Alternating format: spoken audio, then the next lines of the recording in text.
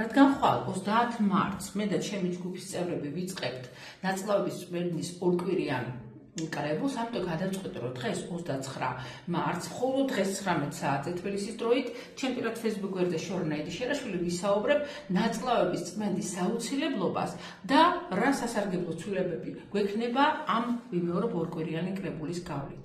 დავიწყოთ იქიდან, რომ ხავების დონეზე წმენდა. ის რომ ისეთი რამები გამოდიან ნაწლავებიდან, რომ ხან მეც კი ვოცდები, ანუ სხვა პარაზიტები მათ შორის. წონის კორექცია, თუნდაც ცოტა დაჩუტვა,